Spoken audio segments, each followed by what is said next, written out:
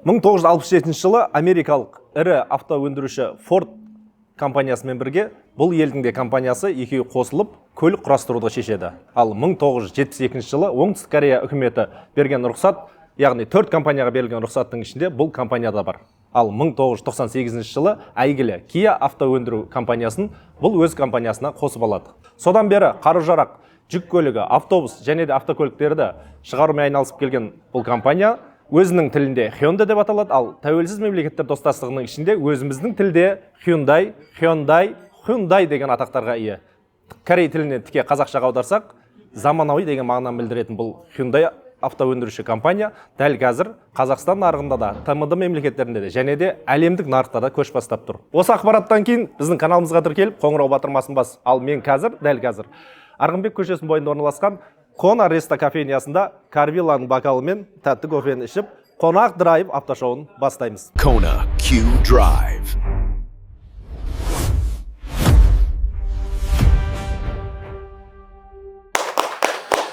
Қалайсыңдар?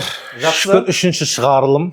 Жеттік-ау осы күнге. Жеттік-ау. Бүгінгі шығарылымда, яғни Hyundai Grandeur автокөлігі. Grandeur қай поколениясы? 5-ші поколение. 5-ші поколение. Яғни 2011 жылдан 2016 жылға дейінгі шығарылған Hyundai Grandeur автокөлігі. Яғни хит продаж ғой? Қазіргі таңда хит Кореядан продаж. келіп атқан. Қалта қонымда. Өте жақсы машина ғой негізі. Жақсы машина болғанда классын білесіз бе оның? Қандай классқа кіреді? Бизнес класс қой? Комфорт классы, иә. 8-ші класс деп айтама Седан. 8-ші класс старшысы ғой деп айтама деп. Негізі S емес E классқа жатады. Негізі E классқа жатады. Өзінің поколениясындағы, яғни неміс, жапон автокөліктерінің арасындағы навороты бойынша, запчастьтің бағасы бойынша, то есть алдыңғы қатарда тұрған Hyundai Grandeur автокөлігі. Бұл Grandeur енді мысалға санатадан жоғары жүреді ғой.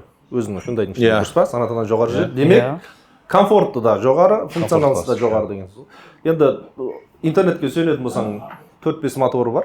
2-2 дизель, 2-4 бензин, 3-3.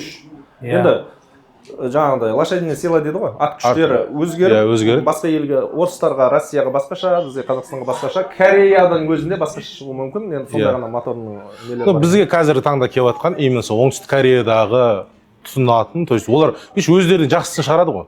Любой ел сондай. Любой ел өзінің солар келіп жатыр да бізге қазір. Солтүстіктен южныйдан өте ма? Южныйдан солтүстікке. Негізі бірге ұқсастар ма? Я группаласым ғой негізі. Географияға қатыспағанда. Вообще. Екі ел бар Корея. Южный? Енді түсінікті ғой, Южный Корея, Северная Корея деген сияқты. Сол бүгінгі талқыланатын сол автокөлік, яғни Қонақ Драйв. Бүгін бізде қонақта кім? Бүгін халықаралық қыз-келіншектер күні 8 наурыз. Иә. Біз автошоумен айналысамыз. Автообзор. Демек, бізге кім керек, бәке? Миллионник блогер Арай Жейінбаева. Қош келдіңіз. Отпайсың ба сонда? Бір жерде отпайсың ба сонда? Кеше ғана Алматыдамын деп салған еді бүгін Шымкентте. Ол отпайтынның бір дәлелі ғой. Иә. Қош келдің. Қош көрдік ағалар. Алматыдан Шымкентке немен жеттің? Kia 8-бен жеттім. K8. K8. Алдында Мен неге шағып сұрады сен? Бүгін мейрам, қыз-келіншектер. Сол мейраммен шын жүректен құттықтаймыз. Рахмет. Қонақ Драйв. Kia K8-мен келген қыздарға. Сен өзің көлігің қайда? Мен өзім көлігім АСР-де ремонт алып жатыр. АСР-де ремонт алып жатыр. Өткенде сестрам соғып алып еді. Қатты соқты ма не? Короче, тормозбен газды чатастырып, тұрған фураның артына пүтте кіріп кеткен ғой үшін. Тормозбен газ шатастырып. Неміс айдамаңдар. Страшно қымбат. Ол кісі Ки айдаңдар, ки Ол кісі рульде жүргенде біраз болды ма негізі? Опыты бар ма? Негізі опыты бар. Ол өзінде андай китайский машинада өзі тоқтап қалады. Соған үйреніп қалған да. Үйреніп қалғаны бай-бай. Ол немісті негізі действительно тақымы мықты. Өте. Андай адам айдамаса. Одан кейін байқайсыңдар ма? Бүгін 3-ші шығарылым дұрыс па? Праздник деп жатырық қой енді. Осыған дейін келген қонақтардың барлығы өмірінде бір рет, болмаса 3-4 рет BMW айдаған да. Иә. BMW айдаған. Ерболат Заркун мысалға BMW-ның Шымкенттегі. Қайрекеңде кеше. Қайрекеңде. Қайрат Түнтекте. X6 болды, 2 пятеркасы болған 16 мысалға. енді арайды не үшін шақырмасқа деп ойлаймын да. Мысалы, Иә. алдын Toyota айдағасын, оның алдында тағы көліктер айдағасын, бірақ қазір мініп жүрген көлігің боянбайды. Боянбайды. Еще оны жаңа тюнинг қылып, сыртын Жоқ, ол 70-те жасаған. Бұл да тек стейдж бар, бұл да. стейдж бар. И сыртын жаңа неге Пленка просто, иә. таптадыңдар. Соның өзін наоборот. Стейдж бір қойып тастадыңдар ма? Екі. Екі қойдыңдар ма? Солай қойылған күйінде алдым ғой. Дайын. Попкорн, выхлоп там, анау мынау барлығы. В общем, дайын болып келді. Ой, мощный ну. Қаншаға дейін Айтып шығардың? кетті. Шыныңды айтшы. Болмайды оны. Айта. Кейбір полицейский ағаларым көреді дегізбе. Ол дәлелдей алмайды ғой бәрі. Зорға келіп отырдым. Арғымақтан 4 рет шыққан достар. Штрафстан келем ба? Зорға болды. И соңғылар емес сияқты ше сол. Иншалла алдым. Өкіметтің пайдасына бірден бір пайдасын тигізіп жүрген водительдердің бірі. Қазақтың қыздары көп Иә, болса. қазақтың қыздары. Бояумен жүреді. Керегі жоқ. Ондай пайдасын тигізбей ақ қойдым. Үйтіп тигізбей ақ қойдым. Жоқ, бояу айдаған сөйтіп айта береді. Негізі иә. Ол тұрып қалатын болса, 60-тан айдайтын болсаң бұзылады ол. Қанша көтін айналдырып айдан не жетсін. Жай жүрсең бұзылып қаламасын да. Иә, жай жүрсең, 60-тан жүрсең, жаңағыдай гаражда тұрып қалса, тұрып қалса бұзылады ол. Болды, май жиі бастайды, Жомна, ходовкасы братан, кете жегізе бастайды. беру оңай екен иә? Мен білмеймін. Өте. Бүгінгі біздің шығарылымда талқыланатын автокөлік ол Hyundai Grandeur 5-ші поколениясы. Хабарыңыз Жоқ. сырттан көргеніңіз. Сыртта көргенім бар. Жалпы Сырттан көргенсіз. өте әдемі, сүйкімді. Қатты күшті. Қатты күшті деп айта берсең. Арай келгеннен бастап жаңағы боямасын айтты ғой. Стейдж жеке қойылғанынан деп ше. Бұл да туылған кезде стейдж жегімен туылған сияқты да, күлкісіне қарап. Дуайық шығып отыр ма? Біз әдеттегідей Мақсат екеуміз Карвилл автосалонына барып, Бардық. Сіздер қоймайды екенсіздер, біз қоймаймыз оны, айдағымыз келіп тұрады. Не үшін екенін білесіңдер ма? Не үшін екен? Карвилла қанағаттандырады деген білесіңдер. Карвиллаға бардық автосалонға, машинаны көрдік, айдап көрдік, астын көрдік, үстін көрдік, артын көрдік. Әдеттегідей ролигіміз бар. Экранға бір назар аударайық. Конечно.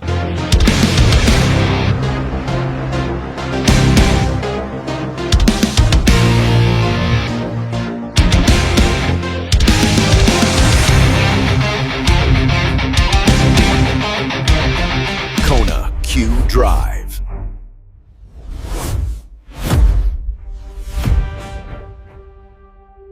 Оңтүстік кореялық Hyundai Grandeur қысқа нұсқа шолу біз бастаймыз, кеттік. Ең үлкен плюстары жаңа салон үлкен, ыңғайлы, плавный жүрісімен, керемет дизайнмен славится. Және де сатылымы жағынан өте тез сатылады. Және де өзінің классындағы неміс Жапон автокөлігінен қарағанда комплектациясы өте бай. Нарықтағы бағалары оларға қарағанда төмен болып келеді. Салонын айтатын болсақ, өте кең, айтқандай. Өте удобный. Мен өзіме бір рахат отырмын. Артыма еще мен сияқты екі бала сиятын сияқты. Былғары кожасының материалы да керемет. Қолға наушник ұстағанға. Және де панель өте ыңғайлы, барлық нәрсе бар. Дисплей 360 камера. S-класс дегеніме бір дәлел ол мынау. Hyundai Grandeur бұл 5-ші поколениясы. Айтады ғой, ең удачный поколение деп ше. Сондай ең удачный поколениясы. Объемы 260-270 аттың күші бар. Жүрісі, тартысы енді айта алмаймын. Өте жақсы тартады. Трассада да, қалада да ыңғайлы. Титан дискісінде 18 размердегі шиналары өте өзіне әдемі. Мына қараңыздар. Ашын қарап тұра беріңіздер артына. Айтып жатырмын ғой, бұл бағада бұндай машинаны алсаңыз, өзіңізде ырза боласыз, сіздің артыңызда отырған адамдар ырза болады. Себебі мендей денесі бар адам за рулем отырған кезде артына отырсаң, міне қаншама орын бар, спокойно отырасың, алыс жолға да рахат, мягкая машина, очень. Подлокотнигін түсіреміз. Әдеттегі подстаканник, мына жағы бардачок. Және мультимедианың управлениясы осында орналасқан. Кең әрі жайлы бизнес-класс седаны. Негізінен 2.4 3 литр бензин двигательмен танымал. Жалпы Hyundai Grandeur'ді негізі минус жоқ деп есептейсіздер. Бірақ дегенмен де мен үшін мынау бампер жерге төмен болып тұр. Ол минус, себебі нашар жолдарда және де бордюрлерде сыру мүмкін. Қайтадан мынаны краскілейсіздер. Алатын болсаңыз, бұл жерде минус, қалада 100-ге 12-15 литр жейді. Яғни жанармай шығыны өте көп. Біреуге ұнауы мүмкін, біреуге ұнамауы мүмкін. Бұл да кемшілікке мен өзім санаймын. Жалпы Hyundai Grandeur'де запчасти дейді ғой. Запчасти өте қымбат. И кейбір бөлшектерді, яғни кейбір запчастилерді табу қиын. Ол да бір ыңғайсыздық тудырады. Оны күтесіздер, заказ береді. Сонда созылады да. Басқа кемшілік жоқ. Жалпы машина өте керемет. Сіздермен болған Banzai Expert.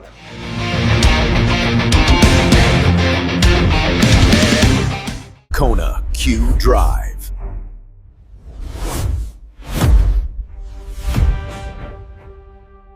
Өздеріңіз көргендегідей сыйымдылығы маған ұнағаны біздің фигураға өте керемет. За рулем отырсаң да, артына отырсаң да. Артына отырсаң да, за рулем багажда жатсаң да керемет. 469 литрлік багаж арналған литрге. Кең өте.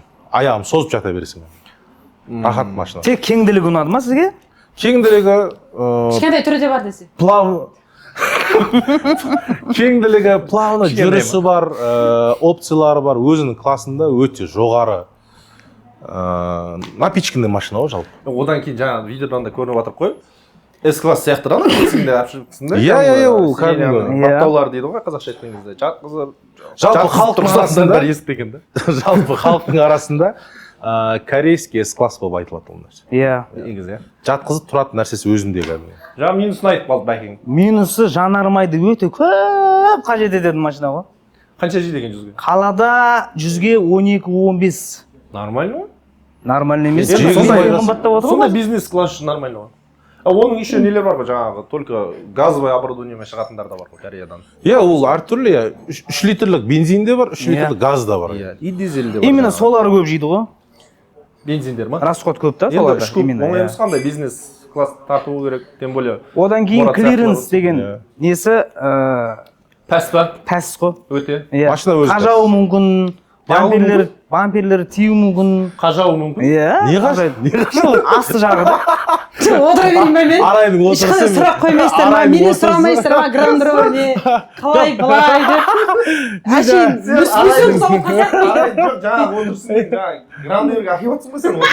Грандеур десең. Дәл өстіп отыруға Сәл болады. сөйтіп қосылып қосып қойсаңыздар әңгімелеріңізді. Ол қазір сұрақ қоямыз ғой сізге. Ұнамаған сияқты ғой. Енді BMW мынау 70 айдаған. Онда сұрақ басшылар. Үстіне прикол ұстаған сияқты болып қалмасын? Арай видеода көргендей, қалай машина? Түрі, бет әлпеті? К5, К8-ларға ұқсайды екен ше? Кеше Иә. мен айтып берген күшті. Сен К8-ді өзің айтып бердің бе? Иә, өзім айтып бердім ғой. Кімдікі ол көлік? Негізі Бағлан ағамдікі уақытынша бере тұрған машинам неде болғаннан кейін. Сонда сен BMW-ңді әпкең осы жақта Шымкентте ұрып алды. Алматыда ұрып алды. Алматыда ұрып алды. Алматыда. 17-ші нөмірдегі фураның көтіне кіріп кетті ма? Иә. Сөйтіп Шымкентке алып келіп тастадың да? Шымкентке Асерге алып келіп тастадым да. Сөйтіп Бағлан аға көлік берді маған. Сөйтіп К8-ін айдап, К8 айдап. Алматыда сонымен двигаться етіп, енді қазір сонымен келіп отырсың. Дәл өзі. Четко ғой? Керемет. Енді К8-ге Грандеурге ұқсайды деп отырып қой енді. Ұқсайды келеді оның несі. Иә, келіп тұр ғой кәдімгі видеодан көріп тұрмын ғой. Иә. Арай жалпы машина айдап қанша болды машина айдап келіп қалдыңызға? Щегол кезінде әкем үйреткен 11 жасым ба, сонда 12 жас па? 11 жастан бері машина айдадыңыз. Иә. Қазір қаншадасың? Қазір 23-тен. Өзіңіздің жалпы қанша машинаңыз болды? Өзіңіздікі? Өзімдікі екеу. Бағландікі емес, әкеңіздікі емес? Өзімдікі екеу. Яғни біріншісі біз білетіндей тюнингованный Camry 70. Дәл өзі. Ол жетісайға кетіп қалды, иә? Оны ойнаттыңыз, кстати. Ойнатып жібердім. Ойнаттыңыз. Қатысқан екше 10 Кәдімгі жылады ғой. Мен жылап кәдімгі 2-3 күн депрессияға кіріп ұтып алмағаным ше. Да. Сөйтіп Үстіне қанша көрдім, депрессия сұрамайсыздар ма? іс- Деп шығамын. Айда. Болды кестіңдер. есте қалған бір ДТП-ңыз дамасы. Шүйегі қой, бәрі тұр көз алдымда. Есте қалған, қымбатқа түскен жалпы, қалай ұрылған, не алған, өзіңіз машинаңыз беді, біреудің ұрлап кеттіңіз бе, біреуді айдап кеттіңіз бе? Біреуді кешіре салды. бір жігітті, иә? иә кстати иә ондай довериялығым бар енді. иә именно 70-пен жүрген кезде иә Ал кәдімгі бүйтіп қалды ғой енді анау. Енді ойнатып жіберетін болғаннан кейін кешіре саласың ғой. Ой, темірдеу. Үзіліс бір ондай. Ше ақшасы көп болсын не дейсің? көп ақшасы көп Қалдырамыз шығар. қалдырамыз міндетті түрде Смело. сол есте қалған бір ДТП-ңыз өзіңіздің қандай машина еді Ең қымбатқа түскенін айтшы. Содан бастайық. Ең қымбатқа мен үшін қымбат осы БХ болды негізі. Осы құрағы. Иә. Просто мысалы бампері 200-ге алдым, швейлерін несін мен телевизоры мен 350-ге алдым. Сосын фарын қазір 1 миллион алып отырмын через Корея. Еще оның доставкасы бар, еще жөнделу типа жұмыс ақысы бар деген сияқты, еще пленкасы бар. Капоты кішкене майысқан, оны түзулеп жатыр деген сияқты, капоттың пленкасы бар. В общем, Қанша? Примерно айтшы. 3,5 миллион ау. соған жетер Келіп тұр ма? сондай болып тұр, иә. Почти санап қойыппын ғой мен, Енді иә? жаңа арай келіп жатқан кезде айтып еді ғой. Мен енді қатты қатысым жоқ қой, машинаны асыл түсіне бермеймін деді ғой. Енді ше бір осы жерде банзай братан бір сұрақ қойғым келіп тұр ше. Арайдың әңгімесінен кейін да. Швеллер дегеніміз не? Швеллер бампердің асты ғой. Асты? Не істейді ол? Не жұмыс істейді? Асты жағы да. Астың жағы. Просто астың жағында тұра ма ол машина? не қызмет атқарады швеллер Телевизор дегеніміз. телевизор Телевизор ол капоттың ішінде болады. Мозг қой ол негізі. мозг Мозг? Мозг. Ассалаумағалейкум. Арай бізге. Тоқтай тұр. Капотты ашқан кезде мына жерінде болады. Не ол? Телевизор ғой сол. Ол не істейді, не жұмыс атқарады? Так. жайдарман көруге болады бізде көңілін көруге болады Енді сол примерно жаңағы бағасы Сондай бағасы. 3,5 миллионға келіп тұр, иә? 3,5 миллион Машинаны қанша қалды? Машинаны 18-ге алдым. 18-ге. Жылы қай жылғы еді? 12. 2012 жылғы. олар да грузиядан келіп сондай болған жоқ па иә Грузиядан Бұл алдырсаң Бавариядан шықты ғой. Бавариядан шыққан машина Алтыншы поколение, иә? дилерский. Сол үшін қызығып, жағдай мощный айтамын. Жай анау Инстаграмға салған салған, көрдік, короче. иә. Вложение құйып тастаған алдыңғы екі егесі. То есть сен Бавария центрден Алматыдағыдан сатып алдың, пробегпен сатып алдың. Иә, пробегпен сатып алдым, иә, обязательно. BMW деген бар ғой, андай Toyota Camry сияқты көп уақытқа 5 жыл, 10 жыл айдаймын деген өте қателік. БХ деген ол чисто эмоция да. Аласын айдайсың, рахатын көресің, сатасың. Аласын, новин айдайсың, рахатын көресің, И сатасың. ортада вложить етесің. Иә, вложить қатты не емес. Иә. Мысалы, Camry, ой, басқа көліктерде пробегті айналдыруға болса, БХ-ларды айналдыра алмайсың. Как положено. болмай ма артқа айналдыруға Жоқ, болады? вообще болмайды. Айналдыра алмайсың. Иә, болмайды ғой.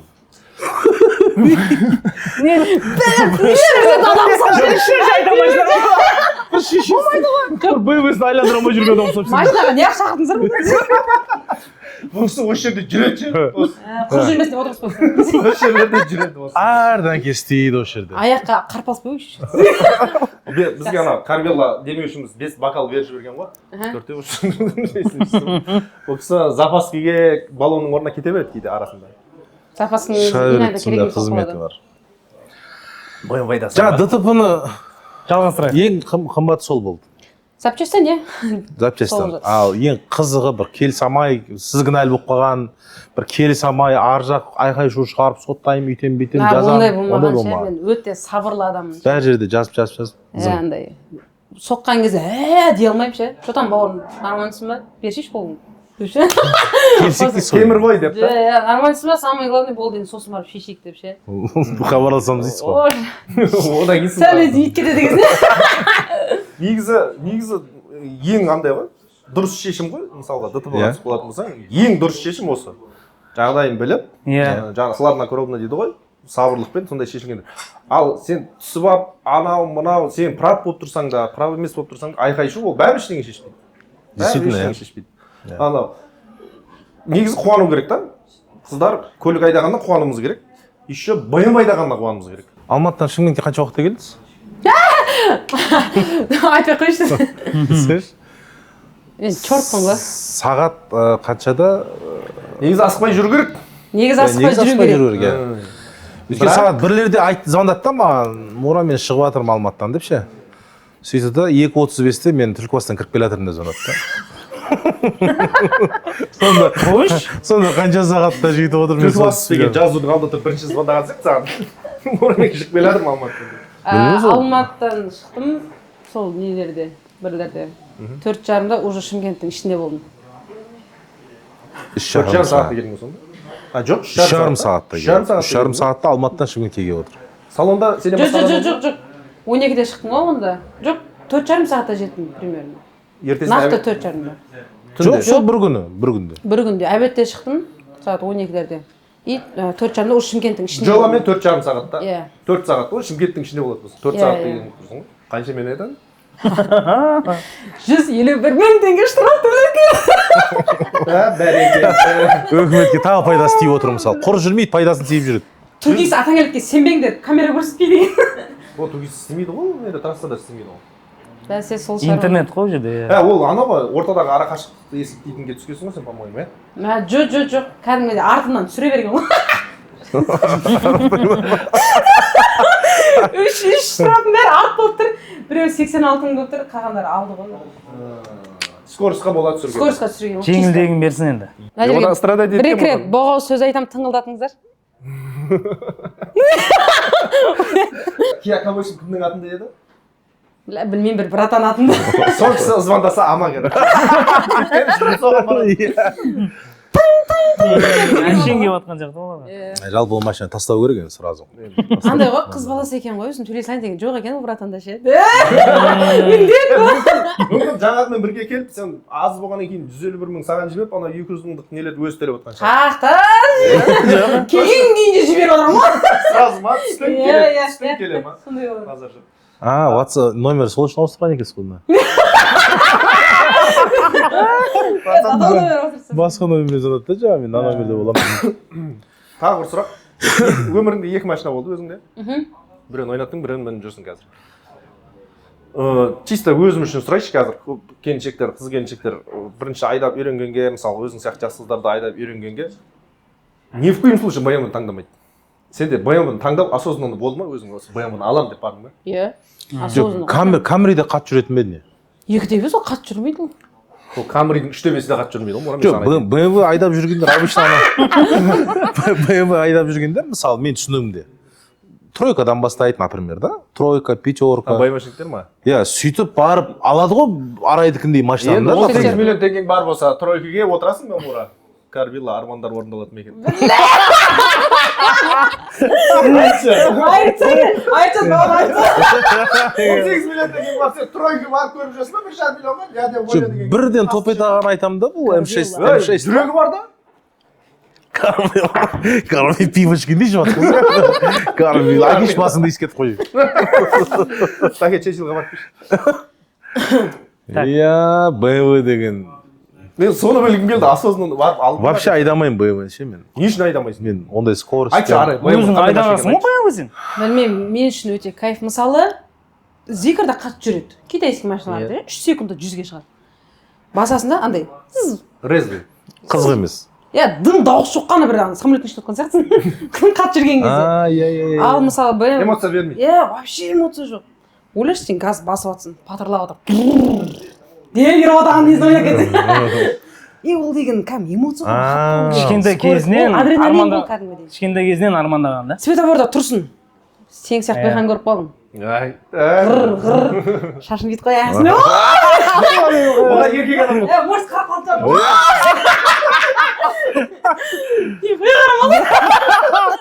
Қарамаса уж басасың, дұрыс па? Даусын шығарасың. Дұрыс екен байыма қарап отқан шығар. Андай, иногда андай болады. Газ басасын анан қарап атқан көзіңнің боковоймен көресің. Боковой зрение. Саған қарап отқан ба? Сен қарамайсың ғой, короче. И жасыл жанат басасың шешесің. Болды, соны. Көткен қарап қалады. Грандеверді отқан сияқты. Енді мына жердегі байыма бойынша Hyundai Grandeverді сатып алуға лайықты машина ғой. Иә? Сатып алуға лайықты машина. Сіз жаңа клиренс минус дедіңіз ба? Иә. Сізге комфорты, функциональность ұнады, иә? Иә, кайф. Сізде плюстары көп Маған өте көп. бірінші плюсы бағасы. Бағасы? Қалай? Бағасы. Карвилла Бағасы именно Карвилла автосалонына барсаңыз 9 миллион, 8 миллион, 800, 8 миллион, 700-ге де бар. Потолок. 8 миллионға да бар деп өстің. 8 миллионға да бар. Не үшін әртүрлі Просто бағада? енді комплектациясына қарап қой. Комплектациясы жылы бар, Ат күшіне қарап, жылына қарап. Есть 3-литровый чисто на газу есть. Есть трехлитровый, есть на бензин. От завода газбен шыққан. Иә, от завода газ. И почему-то бізден газ айдамаймыз ғой біз онша. Трехлитровый газды мақтайды негізі. Енді Арайға сұрақ. Неге? BMW-ға газ қоятын дең. BMW-ға газ? Иә. О, шешем. Мен оны мәперіп тек 98 құям ғой. 98 болмаса, 98 болмаса кәдімгі қимаймын. Іздеймін, 98. Қанша жейді ол жүзге? Есептемедім ше бауырым. Шіле ақшам Негізі көп құя берді. 14, 16, 18 арасында Примерно жейді. сондай. Тем более оны Бірақ жегізіп Арайдың айдайсың ғой. айдасымен 20-шы үш көретін шығар.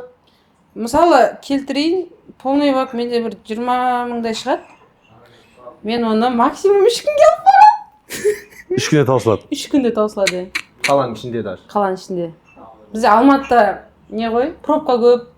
Тұрасың, еще анда спорт плюсқа қоясың, пақылдатасың, үйтесің, бүйтесің, сонымен тез кетіп қалады. Пақылдатасың. Бізде Алматыда оны не? Әден түсіндірген сияқты, иә. Зор түсіндірді. Пақылдатқанын түсініп отыр ғой. Елестетіп отырмын кәдімгі светофорда тұр, Арай. Оранжевый BMW тұр. Гранд купе ғой. Пақылдасып отыр, иә. Пақылдасып отыр. Мерс или BMW? BMW. Мерс айдап көргенсің ба? Айдап көрген мен, бірақ андай күшті бір шестерка сияқты, мысалы андай жылы жаңа спортивныйлар айдап көрген жоқпын әлі бірақ. Просто мерстер. Иә, просто мерстер ғой. Ясно ғой, ол BMW дейтін. Неше? Сіз өзіңіз мерсіз ба не бауыр? Жоқ, мына кісі мерс. Бұл кісі мерс, иә. Мерстер бізде де таза BMW. Сен ше бауырым? Ой, сендер қақа барасыңдар? Шықтық, кеттік деп қойып, жай жүресіңдер ғой. Шығу қиын ба? Жаңа Арай көрдің ба ана жерде? Жоқ, енді бұл Газовать етіп. Бұл кісі енді андай ғой, жаңағы скорость. Жарда Андай ғой скорость. деймін, сразу айт бауырым. Андай скорость жарды да бұл кісілерде. Біздікі комфорт, біз балқиып, балпиып, әйтеуір. Содан кейін мен әйтеуір өзіне келтіре береді екен ше. Соғы. И мен әптен наяқа үйреніп қалғам ше. Менде майбақтан Негізі наяқтау автобуспа айдайтын кісі ғой, бұл ше газель ма, ана фермер ше. Фура ма. Фурай дейді сияқты. Фура, иә. Фурайдағам 3 жыл, мә, кайф фурай. Обычно фураларда, фура айдайтындарда жанында бір қыздар отырады дейді. Сіз ондайды да көрмеген сияқтысыз ғой. Келіншектер отырады. Россияға кіргенде отырғызып аладыңыз. Орысша түсінбей бірімізге қарап. Ана орыс бер көтер жесін. Анау неғып қалдым да, бізде Алматыда деп тұр. Негізі Алматының тумасысыз ба? Жоқ. Езғақын тумасыз. Айтып тұр ғой, әңгімесі айтып тұр ғой. Айтшы қаяқтан екенді. Жырқ еткіші. Пақылдашы жұма байым бұқса. Өзбекистан Республикасы. Қойыншы. Ташкент маны. Растамы. Ой, Растан айтамын, жәллап. Ой, анасы менсің ұннақа бұлса, көбілт қояйды. Өзбекше кәпірмәші. Жоқ, просто тұлға сояқтан. Тұлғам, иә, тұлғам. Осы жақта тұрғам. Бүкіл Қазақстан, бүкіл жерінде тұрғам. өнер жолына осы жерде түстіңіз. Шілем өнер жолы деді. Алғашқы кітабын осы жерде жаздыңыз. Жігер тосқан жоқпыз. Бүгін Арайдың мүшайрасы болады. Арайдың туылғанына 23 жыл атты мүшайрасына. Қош келдіңіздер. Қош келдіңіздер. Не бар дағы? Блогерлікке дейін қазір де айналысатын шығарсыз бокспен, е? Иә. Бокстың қай түрі? Обычный бокс қой, любительский бокс. Мысалға, шетелде алған приздар, жаңағы орындар ең үлкен. Международныйлар. Бұрын ғой мен андай молодежь кезде тасып баттым ғой. Молодежь кезде. Сол ең үлкен жеткен жетістігің бокстан. Қызық айтып берейін де лучше. Моңғолмен бір төбелескенім бар, мына жерінде әлі тіршілігінен бар. Төбелестіңіздер ма бокстасыз? Бокстасыз да енді. Төбелес, бірақ сен төбелестің десең де сене беремін. О, төбелес ол бөлек олаш. Конечно, андай болды сен. Айнайды. Бірінші бокстан баста? Бокстан баста. Моңғолмен төбелескен ғой, короче мен. Бокстасып қай қалада, қай жерде болды? Иногда рингке шыққан кезде андай слишком духовист болып кетсең ше, соперник менсінбей қалсаң, өзің оқ боласың ше. Тәкаппарланбай шығу керек ше. Тәкаппарланбай. Қай қалада, қай жерде болды деймін. Сөзім білмеш бауырым. В общем, шығамыз бүйтіп. Түгіл андай неғып тұрмын ғой. Соги жауап Алдың ғой. қоя берші сен жаңа мен Маған қызық мен үстінде отыра берші пақылдатып отыр ғой жоқ болды не сұрақ қойып едіңіз? қай қалада жарыс болып отыр ғой мен көз алдыма елестетпесем мен қарай алмаймын да тыңдай алмаймын историяны просто мынандай Алматы қаласына международный болды кетті Қытай, осы Өзбекстан, Моңғолдар, Қырғызстан сондай нелер келген в общем. Тағы не сұрақ бар? болды братан оке ұрып жібермеші ол жаман аударып жүр мынандайға ше Короче, бүйтіп не қылып жүрмін ғой. Алдыңғы қолмен бүйтіп. Бір кезде анау четкий екен, артқы қол былай кірді. Екі мұрыннан ой үшін қан тоқтамады ғой. Бұрышқа барып тренер екі мақтан тығый. Дальше давай. Қара деді ғой. 3 раунд кәдімгіше екі еркек төбелескен сияқты төбелестік қой в общем. Менде физика мынандай ол кез. Оңгіде. Оныкі мына қазір шешіп көрсетейін. Кете берді. Еще андай ғой бокста свет именно төбеден түсіп тұрады да өйтіп ше. Бүйтіп тұрған кезде мына жағың әдемі болып көрініп тұрады. Бөлініп ше, әдемі. Еще өзім қарап ғой. сонда арай бокстасасың да жаңағы қарап қоясың да Обязательно ғой. қарап қоясың мына бетке бір қарап қоясың Би жаққа түсірші деген кезде жақындап түсірші деп айтасың. бірақ мұрнынан қан кетіп жатыр Қан кетті. мақта Соның өзі кайф қой, удар жегеннің өзі кайф. негізі ма Сол жерден кесіп тастайықшы. жалпы таяқ жеген Кесе берсең. жалпы таяқ ол жеген бүйтіп отырасың Мұра іліп қалған жүз алған. мен ана не қылып жатырмын да ана BMW презентация істеді ғой инстаграмда жаңағы Алдым құрметті деді, халқым мен осындай BMW алдым дедіңіз ғой Иә. сол жерде анау дың дегеніңіз бар ғой соны мына кісіге айттым ғой мен келесі қонақта банзай Арай Жиенбаева болады сол кісі туралы кішкене таныс дедім сөйтіп дың ше деп жазып жіберіпті да и соны қайталап жүр ғой үйреніп ше сізден ше дың Бой, жаңа машина алдым деп ше. иә көрсетші кәне Жоқ, дайындалған дөң емес қандай еді? ей тағы ба қандай Кәді раз-два. Қандай еді? Раз-два. Жоқ. дың соны дайындалып жүр кәдімгісі Арай сіздің істегеніңізді істеп қайталап келіп жүрген артыңыздан Неге еріп оранжевый келе ауысып жатқаныңыз. Тұрыңыз кетті? бүйтіп айтпаңызшы маған. Неге Қарасы әдемі четкий цвет ғой деп. қарасы. енді қыз баласыз ғой енді Жоқ, андай ғой, если қара болса, андай мен байқалмай қалам ше. көптің Көрінмей қалам, көптің бірі болып қалам да. А когда оранжевый болса, қандай оранжевый BMW көрдіңіздер мысалы? банзай Жарқырап братан көресің. бұл кісі бокстасып атып мұрнынан қан кетіп атып мына жеріндегілеріне қарап жүрген қыз ғой сол машина сыртына қарамайды деп ойлаймын Тамаша бауырым. Керемет. мен ұрып жібердім өсермен өсесің өсермен өсесің Витамин ішіп өсесіңіз. оны не айтасыңдар Я бүйтіп айттым ғой. көмектеспейді ау Жалғастырайық ары қарай. ол да тірі организм ғой кесін ауызсу көмектейтін жер енді бұнымен бітіп қалмайтын шығар енді арай жалпы қызықты оқиға басында көп өткен сияқты ғой сенің негізі инстаграмда да қарап отырамыз тиктокта да қарап отырамыз иә Ондай бар иә. Мені соққан орысты білетін бе едіңіздер? жаңағы 70-пен Иә. камримен Бұрын 70 болған ғой, сол мені соққан кезде просто так жібере салдым мен онда вообще. бір тиын көрдім алмай. инстаграмнан көрдік иә Көрдіңіздер ма? жіберіп жібердің Көрдің ба десең иә? ақша пішен Мен лично көрдім оны. лично көрдіңіз ба Шетін түрткен ғой. Оның негізі себебі бар. жіберіп жібергеніңіз Иә, ма жіберіп жіберген себебі бар. Сол 70-ін ең бірінші пленка жасайтын кезде асырге тастап кеткен ғой, короче. И сосын мен прокатта машина алдым. Маған 200-ка берді. 200-ка мысалы андай не екен, ауыр машина екен да. иә Тормоз бассаң тоқтай салмайды да. Андай салмақпен барып тоқтайды ше кәдімгідей. Ол білмеймін, мен бірінші рет айтып жатырмын 200-ка. Өзімше мына жағыма қарап ұмытып кеткен ғой. Я шығып келеді. Зато мойын бұрылмай қалған ба. Сонымен анам келеді, көріп тұрмын, тормоз басым, но бірақ андай битіріп соқтым да, тоқтап барып басқа машина соқтың ба басқа машина иә. Ол прав. Ол прав. Мен прав емеспін. Мен көрмей қалдым ғой, короче, мен виноватым ғой. так Үстінде. Ол да орыс. ол да орыс Здравствуйте. Как вы? У вас все хорошо, нормально? Да что сөйтіп сөйледі. Нормально. Что сделала? Куда ты смотрела? Бір бәле деді орысша айтып. Бар орысша мысалы. ұрысып жатыр да короче Ұрысып жатыр в общем, иә. Сонымен тұрдым, да, братан, айып етпе, короче, анау-мынау. Давай претензия жоқ деп шешті де, мен Не жоқ? претензия.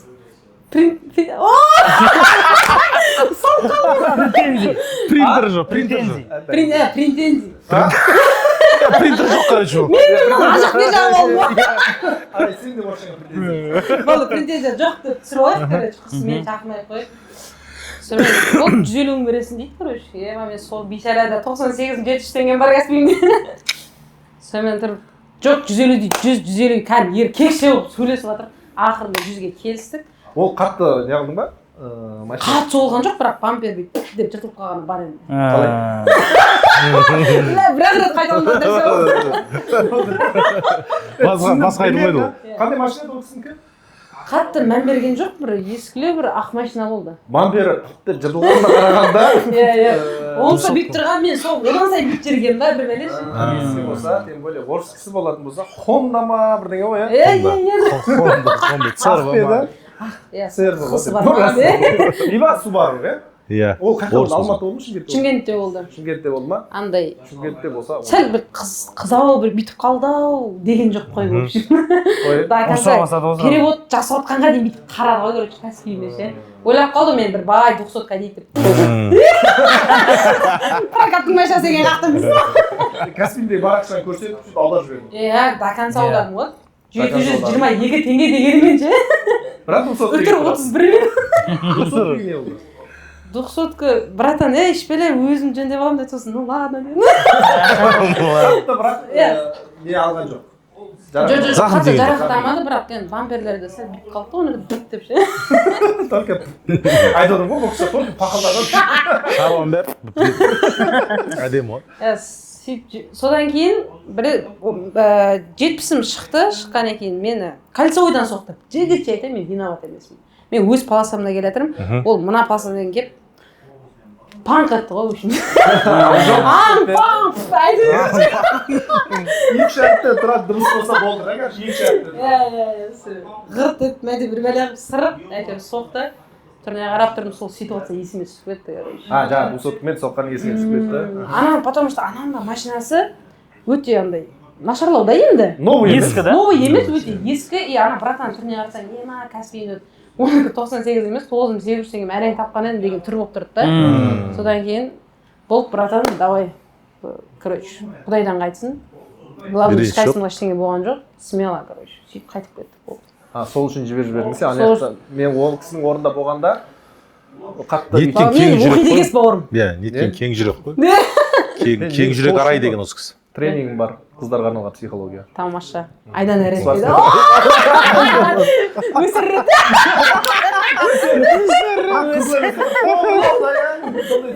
Өсермен өсесің, өсерсіз өлесің деп шарқ қойсыз ең. Жақсы. Тема ауыстырайық. Өте. Бәрін ұсынып керек. Енді бізде бір бекітілмеген бір рубрика бар. Еш жерде негізі, бірақ өз-өзіме келіп жатыр енді. Алдын кейін қонақтарымыздың да пафорас етіп барлығына сұрап жатырмыз да. Рубрика қонақ драйвтың жүргізушілерін бір-бір автокөлікке теңеді. Арай сенің ойынша. Осында Банзайдан бастап. Жүргізушілер жоқ, Мұрат ағамыздан бастайды. Бізде қандай бар? Мура! Үш түрлі формадамыз ғой. Мура кірпіш бар еді, зиліңді алып берші дейді. Сондай дұрма. Зилімға ұқсаймын ба мен? Түріңіз емес, сонда айдайтын адам деп жатырмын. Зилдің сосын зил білесің қандай машина екенді? Секіл. Бет ұстаудай жер. Алға тартқан мотордай деген Зилді жер бар. білесің ғой, иә? Зилді конечно. білесің ғой? Кетіп бара жатқан ауылда көп көреді қой. Кетіп бара жатқан. Воздух сбрасывать етеді ғой. ғой. Түсініп тұр ғой, енді соны айтып жатыр. Ресервиске зилда просто ауа жиналып қалады ғой. И керек емес воздух тастайды. Енді бұл информация бізге тыңбай керек. Вообще керек емес. Неге ол зил? Сізде керек емес.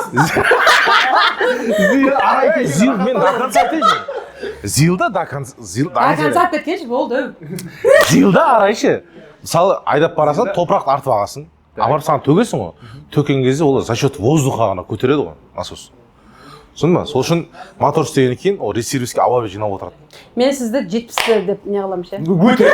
Переходың зориға қарайсың. Әдемі әңгімені жұлып. 70-ке ұқсай ма? 70-ке ұқсайды андай. Әдемі андай полоның киімдерін киіп алып, четкий қылып, әппақ бір жуып алып, 101 Моңғолский нөмір. Сылқалы бар ма? Астында? Іш бәлесін жасатпаған, боятпаған, просто біреу Родная жасырып қояп. Родная. Четкий қылып ше. Күшті, иә. Мен енді ұқсатып жатырмын ше. Алдын тек аудио сөйлетіп Сосын сіз ол кісі күтеміз сенен жақсы бір теңеу. жоқ андай бір матиз бірдеңе демеймін. иә ондай Ескі аудио онан шиқ етіп ше Ленгірмен Шымкенттің ортасында 2-3 теңгемен жүреді. Бочка, 80 бочка. Бочка да келеді. Келеді. капоты бордовый машина жасыл өзі Екі есігі көк. Бампер жағы қызылдау. қызылдау Болса вампир. Нөмерлері майысып. жүреді екен ол машина. глушительден маяға дейді еще Иә, оған тряпка тығып қойған. Жаңағы қан 91 құятын ше. 89 емес па? жоқ қой оны. Әзіл айтпаш бауырым. Иә. Енді Болды. бітірікте Әзіл. Айып етпеңіздер, кішігірім әзіл. жоқ енді ол біз тіке Иә? қалмаймыз. Біз машинаға ондайға ұқсап қалмаймыз ғой енді. Бірақ мен 70 теңгеге үшін рахмет арай. Сен келіп мен кәдімгідей менің дыханиям ашылып жатыр. Да, күшті. Мысалға Кәт ішіген. Сәл көре алмай қалды сені негізі. сәл көре алмай қалдым. 70 деп. шәл емес әжептәуір көре алмадым Әжептәуір көре алмай қалыпты сені. Жоқ, мен 70 көріп тұрмын сені. Сіздер мені көлікке ұқсатпайсыздар ма? арай Жоқ, ондай жоқ қой бізде. Жоқ деп. Өлі. Жоқ, үшеуміз ақ тек қана. Андай ноутбуктар ше. ондай жоқ бізде Енді әрқайсымыз бір машинаға теңеп жатырмыз ғой енді. 70 үшін рахмет арай. Арайды бір машинаға теңейікші, әркімнің өз версиясы. Мұрат ағамыздан бастайықшы. Бұл кісі шамалы обижен, да? Дым фантазиясы жоқ сияқты. жоқ неге арай мысалы өзінің машинасын ұқсатамын мен Да? шынымды айтамын BMW-ға ма? сондай андай движниковый дауыс қатты шығады попкорн Анау глушитель керпа машиналарында дауыс қатты шығады ғой. жоқ именно попкорн айтпасаңыз осы иә попкорн өзі тура өзінің машинасы ғой жүріс тұрысы ұшқалақ тез жүреді алматыдан 4 сағатта келу деген ол тек арайға тән Сіз новый зилге ұқсайды десең. Топырақ тасымайды. Көң Иә, тасымайды. иә. Еңбек етпейді ма вообще? Қойшы. Сізде неше бар? давай Арайды ма? Так, арайды негізі мен Маздаға тенем. Қандай мазда? 626-ға. Бірден ескісі көз алдыңа келеді. Әдемі ғой? Күшті. Сіз ренжіп қалған жоқсыз ба жаңа? Ренж қатты, содан Ренж. білдіріп жатыр ғой. Ой, сендер, мен өзім білінeceğim қалай тенеді. Или Маздадан басқа машина білмейді. Мүмкін. Патологы Мазда бұл кісіге. ал өзекеңді кім көреген версиясын Енді арай рахмет деп айтып жатырмын ғой енді 72 теңгеге үшін. Мен үшін арай мынау жаздың күндері дала тапшанда жатсаң көшеңден көп өтетін көліктер бар ғой бір. Мопедтер бар. Дауысы қатты шығады. Кішігірім ұшқалақ сосын. Тез қимылдайды. Мен енді мопедке теңеймін. Бірақ новый мопед та енді. Қымбаттау тұратын Разница жоқ бауырым. Бауырым. Реніш жоқ қой. Ой, Арай бүгін бізде қонақ райда болған талқыланған машина Hyundai Grand Air туралы екенін білдің. Бұл туралы ақпаратты көптеген көрермендеріміз де білді, өзіміз де талқыладық. Сенің жеке көліктерің туралы, көлікке деген ойын көзқарасың туралы да білдік, қызықты оқиғаларын да білдік. Енді бізде демеушілеріміз баршылық болып тұр. Басты демеушіміз Карвелла Армандар орындалатын мекен автосалоны, және де осы Арғынбек көшесінің бойында орналасқан Кона Реста кофейнясы. Және де бүгін қыз келіншектер күні, 8 наурыз халықаралық әйелдер күні. Соның құрметіне жаңағыдай көліктің үстін тізгіндеп жүрген қыз келіншектеріміз, қыздарымыз көбейе берсін деген ниетпен, және де бүгінгі мерекені қарсаңында сізге арнайы Рауда Flowers гүлдер дүкенінің атынан қонақтың атынан керемет гүліміз бар. Мереке құтты болсын арай.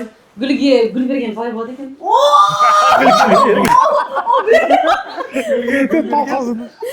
Жақсы емес па, керемет қой. керемет Және де тағы да біздің демеушілеріміздің бірі арнайы арай келеді дегеннен кейін арнайы өзінің тәттілерін дайындап беріп жіберген. Тәттіге қалай болады екен?